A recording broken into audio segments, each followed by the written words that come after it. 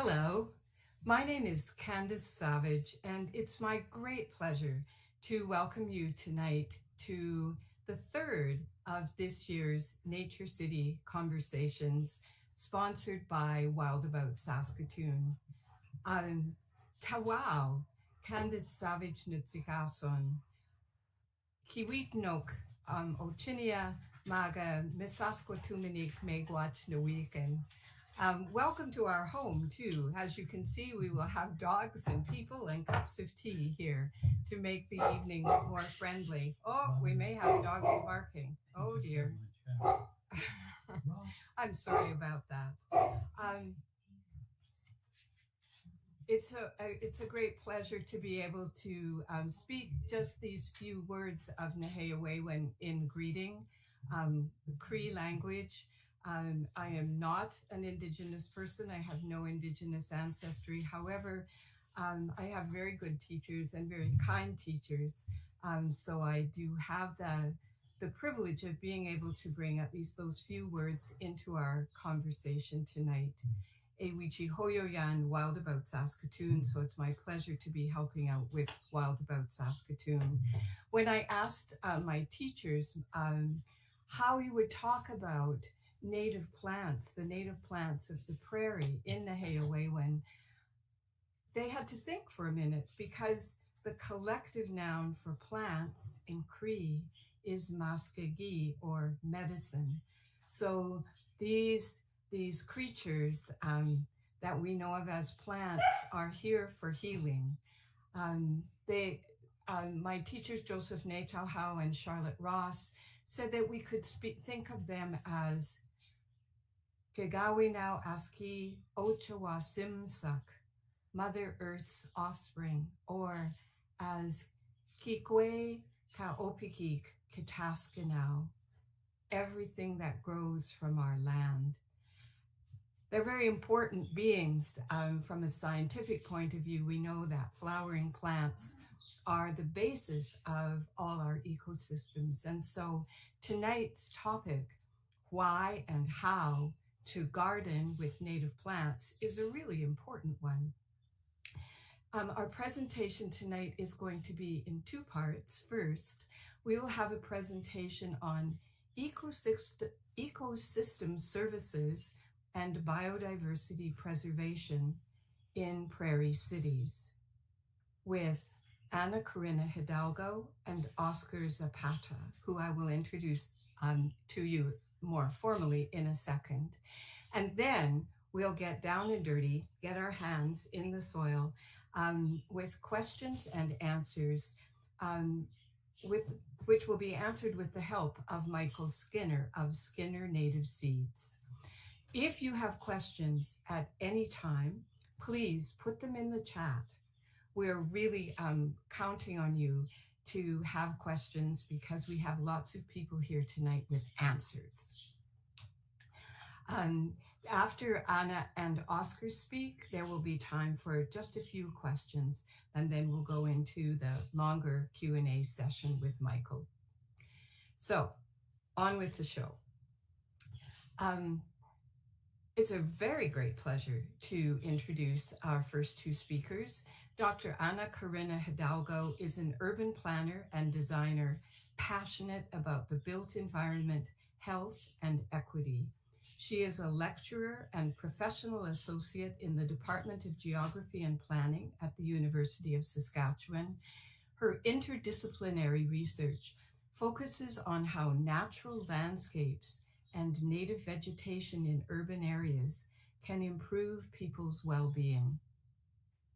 Dr. Oscar Zapata holds the Centennial Chair in Community Energy Development and is an assistant professor in the School of Environment and Sustainability at the U of S.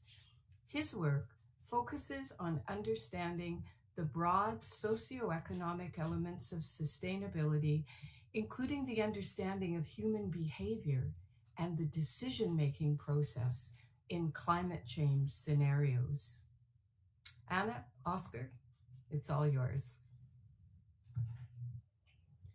Thank you, Kansas. Yeah, thank you very much. It's a It's an honor for us to be here and to share this event with your lovely audience. So what we're going to do this evening, we're going to talk about the findings and the learning that we're having based on one research project, which looks at native pollinator gardens as providers of ecosystem services in suburban areas of two cities, Saskatoon and Calgary. And we motivated this research topic considering the climate change scenarios that we are all facing. And in the cities, adaptation to climate change will be essential to preserve residents' well-being and also the quality of living conditions. At the same time, preserving nature and making use of natural nature-based solutions will contribute to this objective. So we are seeing cities being affected by climate change everywhere. In the case of the prairies in Canada, we are seeing a few years of droughts already, and that will have very strong consequences for different water uses. One of them will be gardening practices. So one of the elements how we connect climate change and native vegetation in cities is precisely the availability of water in under climate change scenarios. So we're looking at nature-based solutions that produce urban ecosystem services. We are looking at city spaces where most people live here in Canada and around the world. And we want to take advantage of city amenities and also public and private spaces to help with this purpose of helping cities adapt to climate change. So we have public and private spaces around the city. We want them with more vegetation, with more tree canopy, and especially with native plants. Of course, we have non-native gardens, non-native plants around the city, and even if these non-native plants also contribute to the production of ecosystem services, we believe that native vegetation is the ideal, and with native vegetation, we can maximize the production of ecosystem services and also help residents to stay healthy, as you were mentioning in the introduction, Candace. So native vegetation is also about being healthy in the city in this case. So we ask the question when to start, and we believe that any new season is a new opportunity to start. So in our case, we already have a spring that is coming, and we think that start a native pollinator garden this spring could be one of the big contributors to start adapting to climate change, to start creating more sustainable and resilient cities. And the best thing in this case is that if it is a native garden, we know that the benefits are not going to be only during spring or summer, but year round. Because of all the different benefits in terms of the colors, in terms of uh, these plants that are keep working during the whole year. In looking into the why, there is all of these ecosystem services. One of those is cleaning the air. And we recently have released this information that unfortunately in Canada, because of all the wildfires, we have been losing the quality of air. So we definitely need more vegetation to help cleaning the air. Also because of biodiversity conservation, there are many species that we are losing each year. So it is this opportunity to start bringing them back to the urban space where they were at one point. Another important ecosystem services is creating this pollinators corridor. So we don't want just few spots, few islands of some pollinator gardens. We need the entire corridor to really make this work. We need to have different species, being sure that they will find the next spot and they can keep going in the entire city and not only few spaces around. Another important situation here is reducing water use, the reduce of pesticides, fertilizers. Those are really those that can bring a lot of problems. So if we definitely start working in protecting and taking care of the water, that would be one of the huge areas. Reducing the heat island effect. The more vegetation that we can have, the better in terms of reducing. The other is urban beautification, how much we can create and increase the colors for our cities, and not only during springtime or summertime, but also during winter time. So it's really increasing and improving the quality of the city.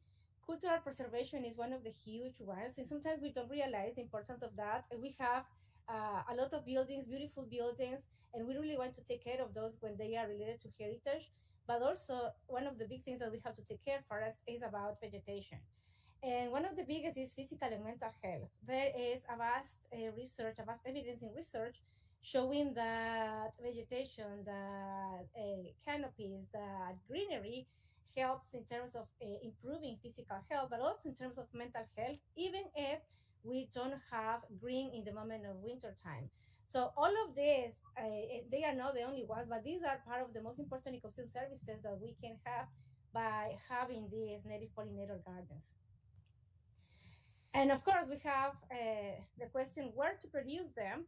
When we started the research, we started looking into where to produce them. And one of the big things that we have in cities is suburban neighborhoods. Usually, suburban neighborhoods have been looking at these neighborhoods that uh, are not an asset to the city, are problems to the city. So we decided thinking, what if suburban neighborhoods become an asset to the city from the ecosystem perspective? What if we can produce, and what if suburban neighborhoods can provide with these services, with these benefits to the rest of the city? And what we have in suburban neighborhoods and also in other neighborhoods, we have front yards, we have backyards, we have parks, community gardens, sidewalks, and boulevards. Knowing that parks, community gardens, and city walks and boulevards could be cities plan, so it could be ideal to start working with the city and also create these pollinator gardens there. But from the individual's contributions perspective, we have the front yard and the backyards. Not necessarily everyone will have a backyard or a backyard that can help in terms of pollinator gardens, or not necessarily we can make the study with this, but we know that there are many front yards, that there is a lot of space, a lot of lawn that can be transformed into pollinator gardens. And this can actually become these corridors I was talking before. One of the big things also that we found why suburban is because if you look into these maps, this is Saskatchewan, and you look that, for example, in this map, the first one, this is the greenness index. Uh, the spaces around inner city, except the downtown, you see that the downtown is all this white, but the spaces around have more green coverage than those that are around that are suburban areas. And exactly those are the same places that if we look into the land surface temperature, which is the heat island effect, there are much more in the suburban area, and unfortunately also in industrial places. And you see that even in the downtown, where exactly there is no green spaces, there are also more of this increase in surface temperature. And the same for particular matter. The only thing that with particular matter is that there are some spaces that not necessarily depends on greenery directly, but also depends on the wind. However, if we create more of these spaces, they are going to start helping in terms of cleaning and improving the air quality. So as Anna was explaining, so we can look at this problem from two perspectives. One is from a policy perspective, what the city can do about this. The other perspective is the individual one, how each of us as residents of the city can do to become producers or providers of ecosystem services. So in our project, we started looking at this individual perspective, trying to understand the opportunities and challenges, especially for homeowners, to adopt native pollinator gardens. And as Anna was explaining, this started with simple observation of lawns across the city, and not only in Saskatoon, in other cities as well. Beautiful green spaces, mostly empty, with no people making use of these spaces. So we started asking ourselves this question: What if we can transform these spaces into ecosystem service producers? And that's how we started designing this research. And we identified these two elements. On one side, we have the potential producers of ecosystem services, in this case, homeowners. On the other side, we have the residents of the city, those that will be enjoying the benefits of these ecosystem services. Of course, homeowners also enjoy the benefits of the ecosystem services that they produce and other homeowners produce as well. So, having this in mind, we asked homeowners how often they use their front yards. And that's what we have here. We have the information and the data showing how often they use front yards. So, most, around half of homeowners responded that they use their front yards always or often. And the other half, basically, sometimes, rarely, or not at all. So that is a first element to consider. So there is a good number of homeowners that uh, doesn't make use of their front yards. But the second question that we are seeing on the screen now is also very interesting. We asked them um, the purposes of the use of their front yards. And this, they could answer, or they could choose these different alternatives. That's why we are having many responses here. But most homeowners use their front yards for two purposes: to have a lawn and to do some gardening. The other purposes include socializing with neighbors, playing, and storage. So what we are proposing, transforming these lawns into native pollinator gardens, doesn't go against the uses of front yards. So homeowners can still do gardening, they can still socialize with neighbors, they can still play and use these spaces um, once they have adopted uh, pollinator gardens. So we think that there is an opportunity here, and we are aware that there will be some homeowners that love their loans, and that is fine. That's okay. That is their preferences. But we believe that there is this opportunity to transform a good number of loans across the city into native pollinator gardens.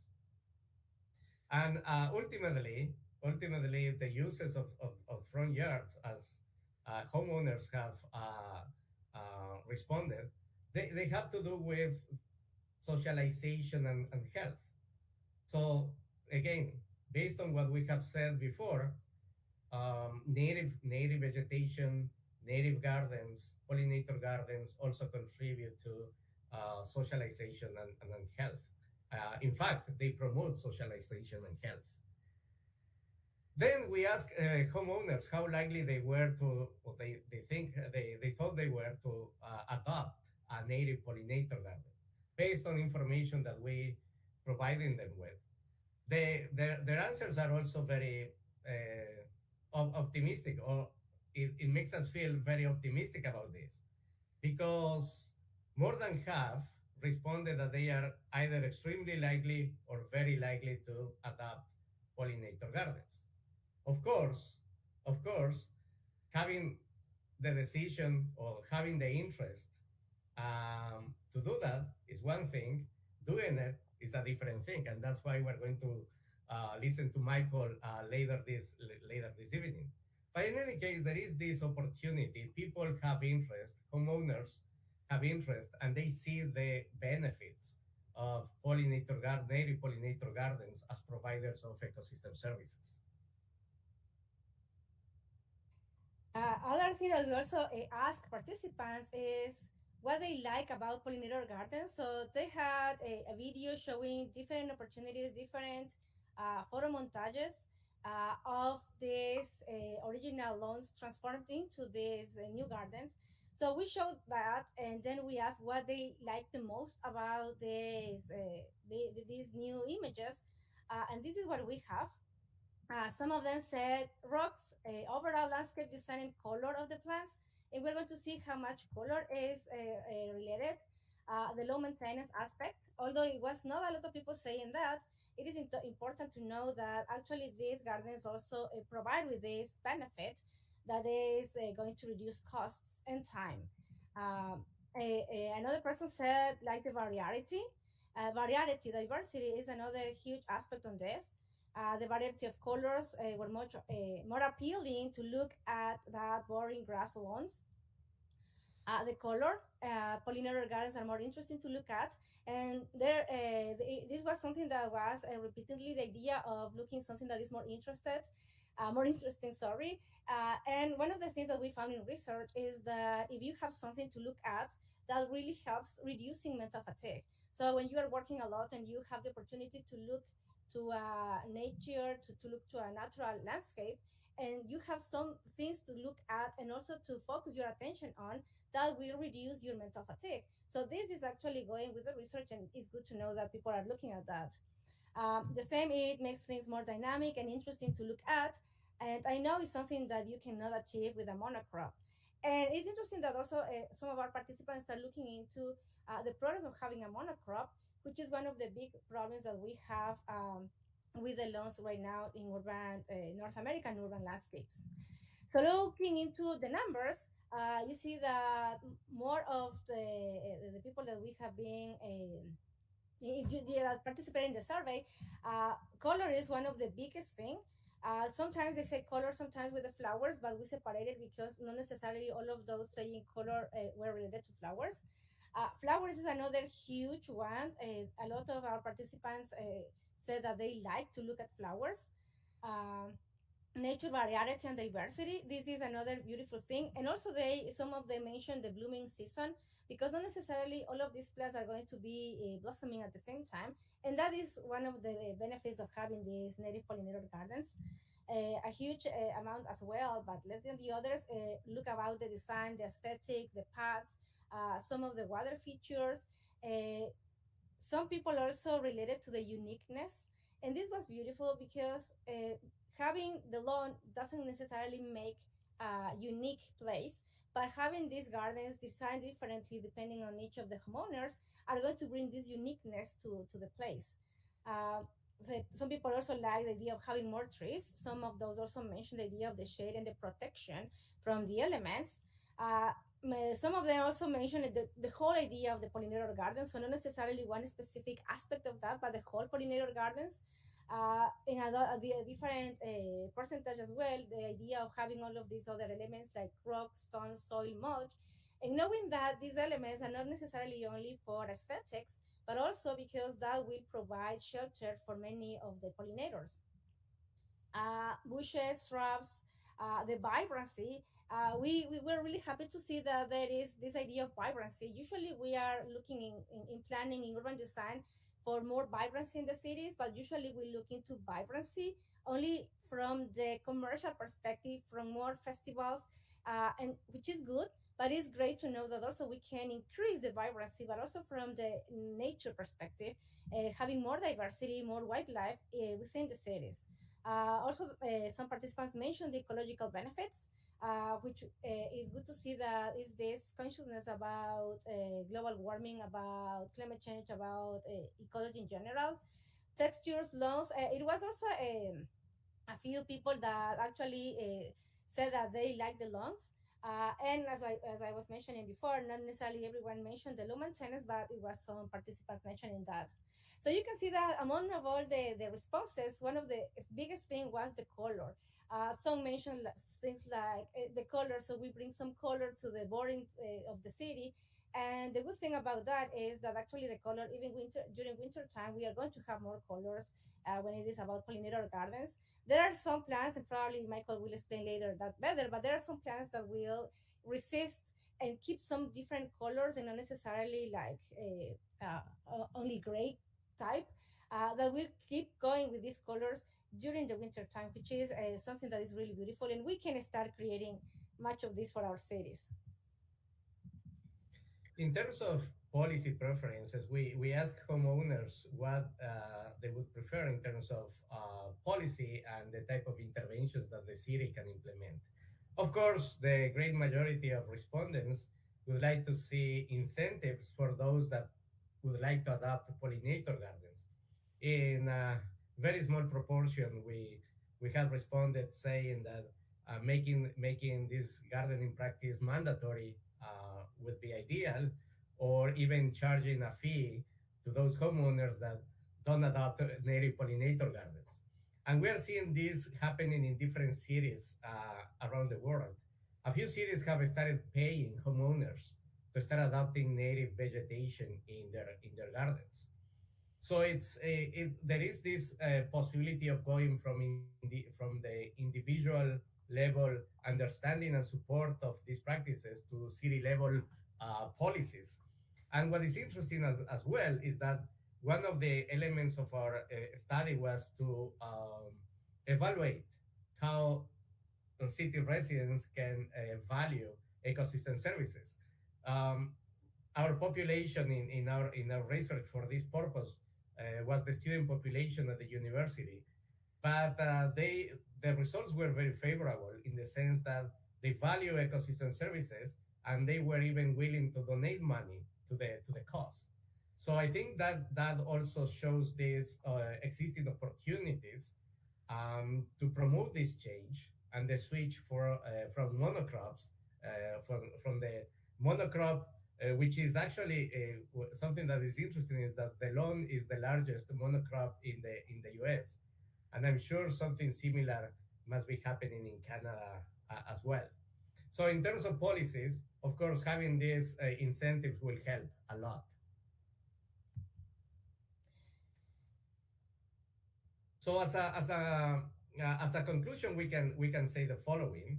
So after doing this work during this year, and we will start the second stage of this project very soon, but we have realized that there is a growing interest in this topic, growing interest among homeowners, city residents, organizations that are promoting the adoption of native pollinator gardens as well.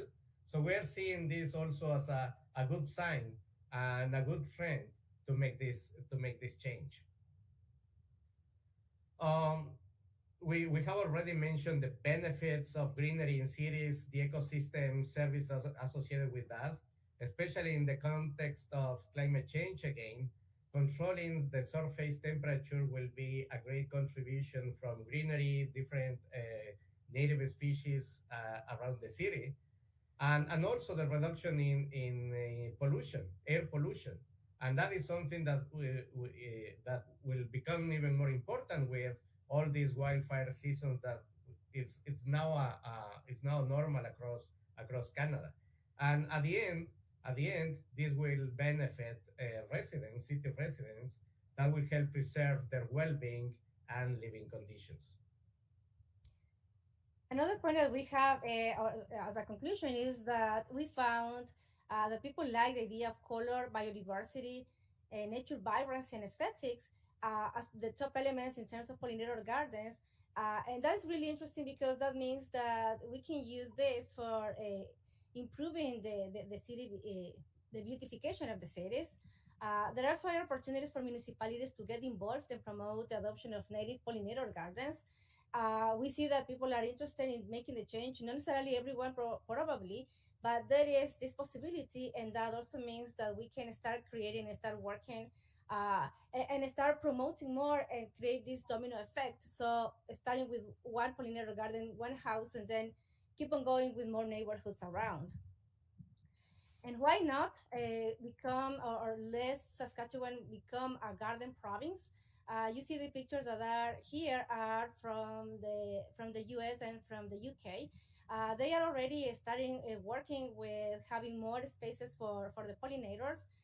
These two, for example, in the UK, they are showing all these bug hotels, bug habitats, places where insects and pollinators can stay and not necessarily keep on going. Or we see these things, for example, in the US that are in the restoration of the habitat, that are looking for more pollinator gardens, for more even community gardens. So why not start with Saskatchewan, start taking care of our prairies, and become this garden province for the benefits of the environmental health, but also for people's well-being. So with that, we really want to thank everyone for attending. We are looking for your questions and comments. And if you have any questions, also here are our emails and also the website of our research. You can always send us an email, and yeah, looking for your questions as well. Thank you. Thank you very much. That's fascinating. And you rattled through that very quickly. Thank you. We do have a few questions. A couple of them I'm going to answer, and then I'm going to let you answer one. We have a question from Marc Andre, who wants to know if there are any city bylaws in Saskatoon that would get in the way of making your front yard a pollinator garden. Because, of course, like many people, is worried about the reaction from neighbors and bylaw officers. And the good news is that in Saskatoon, there is a messy yard bylaw that does get invoked against people whose yards are unruly. But there is a special exemption in that bylaw for natural gardens. They have to be managed. You can't have native plants with an old mattress thrown in the middle. That's still not going to work. And it is possible that some neighbor will object, but you have in Saskatoon every right to have native plants in your garden, absolutely permitted and even encouraged in this city. And then there was also a question about increased utilization of indigenous plants and the effect that that will have on the urban trophic cascade. And I'm presuming that what this questioner is asking about is the support of ecosystems. If you have these plants, will you have more insects? Will you have more birds? And of course, we know that having native plants in particular will support more biodiversity. And we can refer you to the work of Douglas Towamy, who's documented these effects. He says that if you have native plants rather than non-native ones, you will have, in his studies, 10 times more caterpillars, which will feed, so many more birds. All right. Enough of me answering questions. Joanne would like to know how many people were part of your study and how did you sample them? So we have these two experimental surveys in our study. One with homeowners. Our objective was 240 homeowners, which is the number that we achieved. And in the case of students, the number is 180 students. Students and homeowners in Saskatoon and Calgary, because the research is for these two cities. How we sample them? We invited homeowners through the university website, from our own website, and with the students, we also did that, contacting the university students associations and the student organizations in general. Brilliant, thank you. Well, you used examples from other countries, but we are very proud and glad to be able to tell you that in Saskatoon there are now 112 registered gardens with the Pollinator Paradise YXE project. So the next time you give your presentation, you'll be able to include gardens from Saskatoon as well. And we know there are many more that aren't displaying their signs just yet. But yeah, that's true, and we have to say that we were delighted to visit some of these gardens last summer as part of the work that you are doing, Candace. yeah. It was great. Oh, thank you very much. Thank you. We're now going to move on to the second part of our program this evening. And I'm waiting anxiously for your how to do it questions. So please get them in because Michael Skinner is standing by to help us with them. Michael grew up on a native grass seed farm in western Manitoba, where his dad, John Skinner, started growing big blue stem in 1999. He left home to pursue a career in conservation biology right here at the U of S and ended up in Grasslands National Park, where he refined his interest in the prairie, native plants, and all aspects of native prairie restoration, from collecting seeds to designing a seed mix in that very ecologically sensitive and specific context. So a couple of years ago, he returned home to try his hand at native seed farming with his dad and to help manage a 350-acre restoration project in coordination with the Nature Conservancy of Canada at their Fort Ellis property. So today, Michael, we're going to ask you to focus on slightly smaller restoration projects. The scale, as Anna and Oscar were just telling us, of the on the scale of a front yard or a backyard, or in some cases, a city park. Could be as big as a city park, could be a boulevard, could just be, it could be some pots on a balcony. So I know that you have come prepared to tell us a little bit about Skinner Native Seeds. So why don't we start with that? Sounds good. Thank you so much, Candace. I am very glad to be here. Thank you for having me. All right, I am. I can make this work. How's that looking? There we go. Perfect.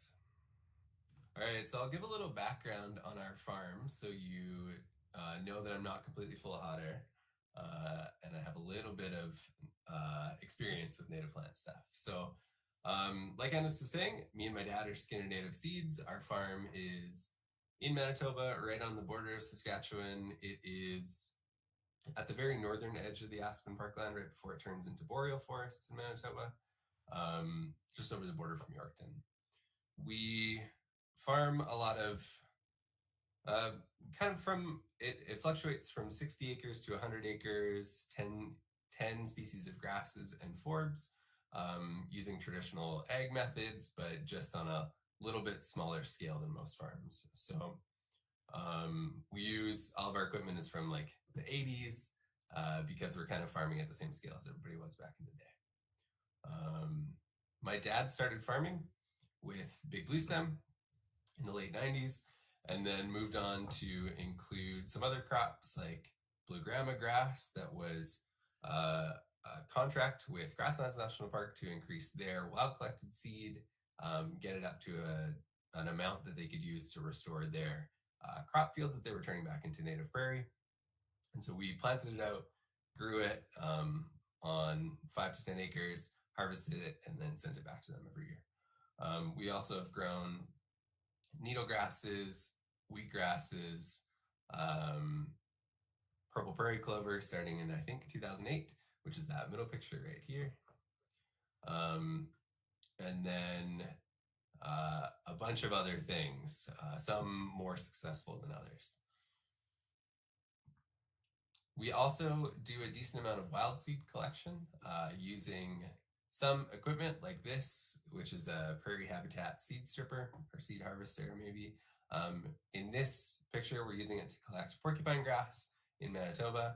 It's the grass with the bundle of seed on the right there. It's super spiky.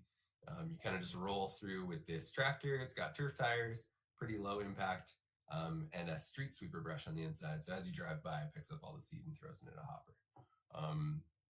It's kind of the only way to collect large amounts of this grass because it doesn't do super well in crop production in our area. We also, starting in 2018, my dad formed a relationship with the Xerces Society in the States to supply wildflower seed for their pollinator habitats program, trying to increase the biodiversity in agricultural contexts and provide ecosystem services to those fields through pest insect predation is kind of the main benefit from including pollinator-friendly plants near crops. It reduces your need for insecticides. It reduces your losses, seed losses from pest insects, because it provides refuges for the predators like birds and spiders that prey on those pests. We spend a lot of time in beautiful native prairie remnants. Some of it's nice, big, open, and flat and full of wildflowers, like the sand plain on the left. And then some of it is hiking up very tiny little chunks of prairie on hillsides near the edge of the river valleys like this, where my dad is collecting onion. This is how we do the majority of our wildflower seed collection. So we do it by hand with a milk crate full of milk cartons and a little pair of snips. We'll go out, scout an area, come back when the seed is ripe, clip a decent amount of the seed, throw it in those buckets, take it home, dry it, clean it, and then plant it back out in the fall. We also have recently discovered that vacuuming the prairie works pretty good for certain species. So this is my dad collecting pussy toes with a little battery-powered vacuum. It's really hard to collect the seed because it just kind of drops on the ground right beside the plant, and it's super, super fine, but this shop vac makes quick work of that. We have, especially now that we're starting to focus on high diversity restorations, we've been trying to figure out a way to make our wild collection less impactful and not have to rely on it so much, especially in drought years where seed production on the prairie can be pretty limited. We also don't want to, we want to be able to increase the amount of seed we have without reducing the seed bank in those native prairie remnants. So we've started growing. Michael, I'm sorry. This is a bit late in the day, but we're not seeing your slides advance. Oh, no. Okay, I should be on slide 6. Can you see? Maybe I can just share my entire screen. All right, you're just seeing the first slide. We were seeing the first slide. Now we're seeing you, I think. Maybe we'll go like this. Is that better? Looks like it might work better. Okay, sweet. So I'm gonna jump back and go through these pics very quickly. This is our crops: blue grama, needle grasses, purple prairie clover in the middle, and then big blue stem on the right. This is us collecting porcupine grass with a seed harvester. These are our native prairie remnants that we spend a lot of time on collecting seed. And then this is my dad vacuuming up the prairie. Not just cleaning it, just cleaning up the seeds. All right. So like I was saying, we've moved into trying to produce as much wildflower seed as we can in a nursery context. We now have 70 species growing on about an acre of nursery, and we're hoping to get that up to about 100 species over 10 acres if we can over the next few years. We want to be able to provide the amount of wildflower seed to supply multiple big restoration projects a year. Because currently that quantity of wildflower seed doesn't exist in the market. In Canada, it's a little bit more available in the States, but in Canada, it's hard to grow wildflowers on this scale for seed production, and so we're trying to figure it out. Like Dennis was saying, I moved back home to help run a restoration project with Nature Conservancy Canada. It's 350 acres of former crop field that was relatively marginal, not super productive because it's really, really well drained and sandy. Over here, right in the middle of the biggest piece of mixed grass prairie left in Manitoba. This is their Fort Ellis property. This part right here was their 350 acres of crop. And we have taken it from this very sandy, poor cropland into, this was our first year planting, 1 year after we planted it, native prairie on the right. So hopefully it'll only get better, more grass cover, a little bit less weeds, but time will tell. So that's most of the things that we do. I also, with the support of the Prairie Conservation and Endangered Species Conference, was able to put together a course that is available online for restoration. I put all of the knowledge that I think I have into a 9-hour thing that's available online here. You also, if you want if you want to follow us, see what we do. We post some random things that we do pretty constantly on our Instagram page at Skinner Native Seeds, or on Facebook, Skinner Native Seeds. And then if you're interested in seed, restoration, anything like that, you can check out our website, skinnernativeseeds.net. All right. And that's us. Okay. Thank you. Well, if you can turn that area of sand into something that looks that beautiful, I think that gives us all hope. We were pretty thrilled that it turned out that well, for sure. We were lucky with the rain. We had a lot of rainfall our first year. And so all the grasses germinated really well. But I think we were focusing on moving seed the smallest distance possible, because the plants that live in an area are adapted to the area they grow in. If you can get seed from a locally adapted population, it's more likely to succeed. Well, yeah, pointer number 1. Yeah. Melissa has a big question for you. She says, I'd love to turn a couple acres of lawn into native grasses and wildflowers, wondering what the easiest option is for this. Do I need to remove the lawn first? I'm afraid we might know the answer to that. Yeah. So that's a great first question, for sure. The problem with lawns is that they are very good at growing. They are usually species that are invasive in a natural context. So they are able to, because they've been moved away from their native habitat, usually in Europe or Asia, they're able to outcompete things here because they don't have any of their natural predators, fungus that infect them, anything like that. So long grasses like Kentucky bluegrass are able to thrive, versus the native species like rough fescue just can't compete against its advantages. So you do have to remove the things that are growing there first, especially only if they're non-native, right? So if you've got a normal long grass, you have to get rid of it some way. There are some options that work really well.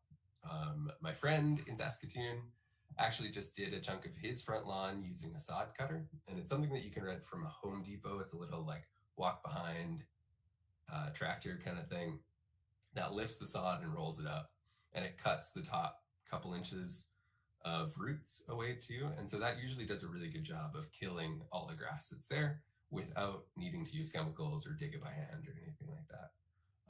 There are some other options that you can use, like solarization, where you put black tarps or clear tarps to increase the surface temperature of the soil, but it can be tough to do it on a big scale. 2 acres is probably not doable. It's too big of an area to tarp, and it can take a long time.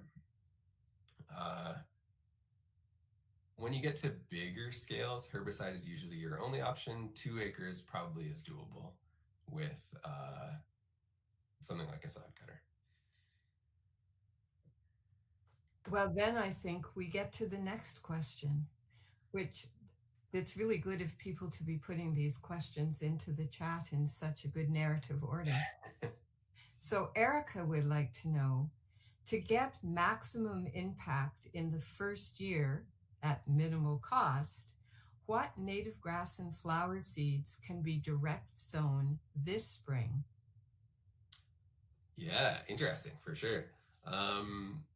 There is the main issue with native plant seeds is that availability can be tough sometimes. So the best species are not always available, but most grasses do really well seeded in the early spring if it's a cool season, or seeded in kind of late May if it's a warm season grass. So things like, just explain what cool and the warm season mean? For sure. Yeah, for sure. So a cool season grass is something that that thrives in the early, less hot part of the summer. And so the examples might be wheat grasses, like western wheatgrass and northern wheatgrass. Blue grama is no fully got mixed up there. Wheatgrasses, rough fescue is one. Most of the grasses that you see around are cool season, and then the ones that are heading out and setting seed in August are the warm season grasses, because they thrive when it's like 30 degrees, and they're able to like compete most efficiently at really hot temps. So things like blue grama, little blue stem. If you're on the east side of the province, big blue stem is one. Sandreed grass is another. For a lawn, you want to try and focus on the things that are shorter and more manageable, maybe a little bit less aggressive, especially if you want to include wildflowers. So blue grama is a phenomenal one. It stays, the leaves only get this big. There's a few other things that I think are promising but aren't available in any major amount. Things like oatgrass is the Danthonias, and then Rocky Mountain Fescue is one that I'm really excited about. We're trying to grow it out and get a crop of it sometime soon, but it looks like rough fescue, but it stays this big. And it's native to all of the prairies across Alberta, Manitoba, and Saskatchewan. So, even though it's called Rocky Mountain Fescue. Yeah. It used to be considered the same species as shoot fescue, and so I think they thought it was only in the mountains, or maybe they first found it in the mountains, but I've seen it here in Manitoba right beside us.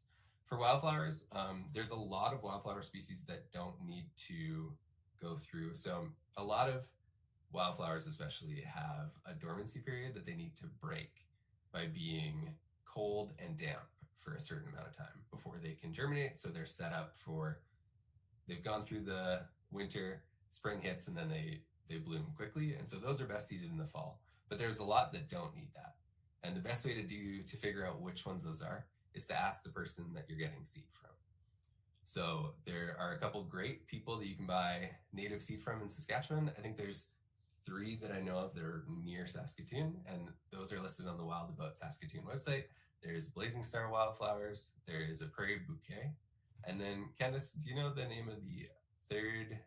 I'm blanking right now. I don't. And I think Prairie Bouquet only sells plugs. I don't think she's selling seeds. So Okay. Our main local supplier is Blazing Star Wildflower Seed Company, which brings us to Erica's next question is, who in Saskatchewan sells plugs or bedding plants? Nice. And so right here in Saskatoon, well, actually in Aberdeen, we have Blazing Star Wildflower Seed Company, which despite their name does sell bedding plants for wildflowers and grasses. And then also, so that's Lisa and Rennie Grills. And we have also Corin Van Gool, who as a prairie bouquet native plant nursery is growing a great variety of species as bedding plants or plugs. So those are our local suppliers, but we can also, it's cheating and Michael might not approve, but we have been known to buy bedding plants from Manitoba and also from Alberta. There's some well-established nurseries there, and we're sometimes able, well, there are a couple of them in Alberta that will mail us plants. Yeah, the best way to find out who has what available is to go to the Native Plant Society of Saskatchewan's website and look at their supplier list. So they have a phenomenal number of resources available on their website, and they're based out of Saskatoon. Great organization that does a lot of like public events, and so worth checking out their website no matter what you want to do there. But they also maintain a supplier list that they update every year with everybody in Western Canada that sells native plants, as far as they can find, kind of. So definitely, if you are looking for native plants, that is the place to check out. They also have a species list, so if you're looking for a certain species, you can go there and find a supplier that has it. And on the Wild About Saskatoon website, we have how to get started guides, lists of recommended plants, references on native plants, directions to these suppliers, as well as instructions for registering your garden as a pollinator paradise. And that's really, it's fun to do that, but it's also really important because it normalizes, well, in the first place, it will explain to your neighbors what this crazy thing it is that you're doing. And overall, it helps to normalize this practice, which is so important and constructive to bring these plants back to the spaces that where they belong and to get to know them. You know, it's so important to have natural areas still and to protect those natural areas so that we can go and see the plants doing what they're supposed to do. But it's also just such a privilege to have them close, and you get to know them in such an intimate way when you have them growing right under your nose. Reed would like to know, what are some native flowers that can do well in pots on a balcony? Do you have any thoughts about that? Yeah, I can guess at least. I don't have a lot of experience with it, but I think like I've grown things in raised beds, and I think that it's probably pretty similar. Um, there's a lot of very, especially when you plant them in a container, they will bloom a lot more effusely than what they look like on the native prairie when they're competing with a lot of other things. So the goldenrods, especially Solidago niemorales, which is I think like old field goldenrod, Missouri goldenrod, I are really showy and don't mind being contained like that. Um, there is blanket flower, Gaillardia, the penstemons. There's 4 species that are native to Saskatchewan that would do really well in that context. So beautiful too. Yeah, for sure. They look like a horticultural species, Yeah, for sure. just Um, and the main thing for growing them in a container on your balcony is to protect them from the cold in the winter. So because in it's like natural habitat, a plant's going to be growing in the soil buried underneath the snow for most of the winter. And so when the temps hit -40, their roots don't get that cold. But if you just have them in a pot, exposed to the wind on your second floor where it gets like -45 with the wind chill relatively regularly, that can kill those plants. And so if you have them in a pot, make sure you're insulating them somehow in the winter with you can do it with anything. Our raised beds in Grasslands National Park had just like regular styrofoam insulation that you'd use like in your basement walls kind of thing, lined on the inside.